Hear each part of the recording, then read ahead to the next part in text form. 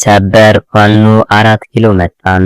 የምስራች መረጃው አሁን ላይ ተሰምቷል። ኩራትና ኩራን 4 ኪሎ ፋኖ ገስግሷል። የዛሬው የማይታመንና ብዙዎች በጉጉት ይጠብቁት የነበረው ነገርም አሁን ላይ ተከስቷል። የምስራች መረጃው በይፋ ወጥቷል። እንዲሁም የአፋሃም በጎጃም ቀጠና የጎጃም አገው ምድር ክፍለ ጦር የቀኛዝማችም ውብነህ ስሜነህ ደስታን ጅባራን ብርጌድን ለማፈን በሶስት አቅጣጫ ለመግባት የሞከረው ራሱን አድማ ብተና ሚሊሻን የሰላም አስከባሪ እያለ የሚጠራው ኃይል በቀኛዝማች ስሜነህ ደስታ እንጅባራ ብርጌድም ተቀጥቅጦ መመለሱ ይታወቃል። በውጊያው መገባደጃ ላይ በነበረው የውጊያ መረጃ እንደሚያሳየው 6 የአድማ ብተና ኃይሎች መሞታቸውን 3 ፓትሮል ሙሉ ቁስለኛ ጭኖ መመለሱንም ለህዝብ አጋርተን ነበር።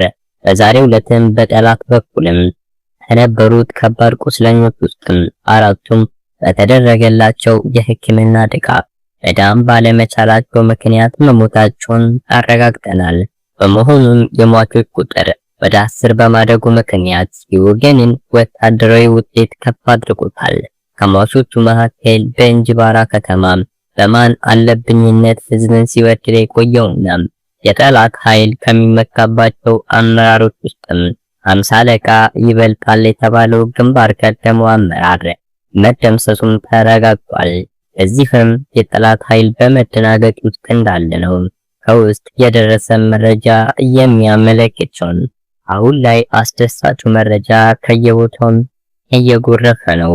ሰበር መረጃዎች ከየቦታው እየወጡ ነው። 4 ኪሎን ተደበላልቃለች። ሙሉ አዲስ አበባ ከተማን በፋኖ ቁጥጥር ስር ገብታለች። አሁን በጥቂት ቀናት ውስጥ 4 ኪሎን በአገዛዙ እጅም ወጣን ሙሉ ለሙሉ በፋኖ እጅም ትገባለች እየተባለ መረጃው በስፋት እየተሰራጨ ነው። ይሄ ነገር እውነት መሆኑንም አረጋግጠናል። መከላከያ ሰራዊቱ እንዳልነበር ሆኗል። ፋኖን መቆጣጠር አዳጋች ነው ሲል ብርሃኑ ጁላም ለጠቅላይ ሚኒስትሩን ቃል በቃል አስረድቶታል። እንዲሁም የአማራ ፋኖ ብሔራዊ ኃይል በጎጃም ቀጠና አስደናቂ የሆነ ጀብዱን መፈጸሙን ተነግሯል።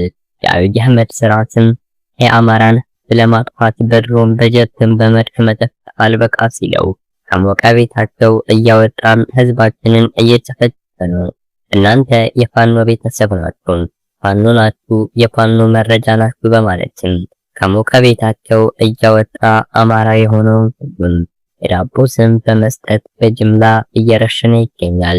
የአማራ ህዝብ መሄጃ የሌለው መንገዶች የተዘጉበትም ሌላ ቦታ ሄዶ መስራት እንዳይችል በሕገ መንግስቱን ተከልክሎም እንደ ሰው ሳይቆጠር በሄደበት ሁሉም እንደ በቅም እየተሰቃየ በመሆኑም ክልል ተብሎ በተሰጠው ቤቱን ዘግቶ መኖር ቢሞክርም ከቤቱ ከእርሻ ቦታው ከእምነት ማምለኪያ ቦታው በግፍ እየተጨፈጨፈ ነው። በዛሬው ዕለትም አሸባሪውና ዘራፊው ቡድን በከላ ወረዳ ግሽ አባይ ከተማ ዙሪያ እንዱክሲ ቀበሌ 3 ንጹሃንም ማፈን ከሶስቱ መካከል አንዱን ሹመት አቤል ነህ የተባለ እድሜ 40 ላይ ዛሬ አሰቃቂ በሆነ ሁኔታም ረሽነውታል።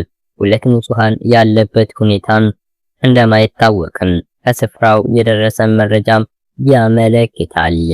አሁን ላይ ነገራቶች በሙሉ ድብልቅልቅ ሲሉበት፣ ነገራቶች ከአቅም በላይ ሲሆኑበትም ፋኖን መቋቋም ሲያቅተው ብትሩም በሙሉም በንጹሃን ላይ ያሳረፈ ይገኛል።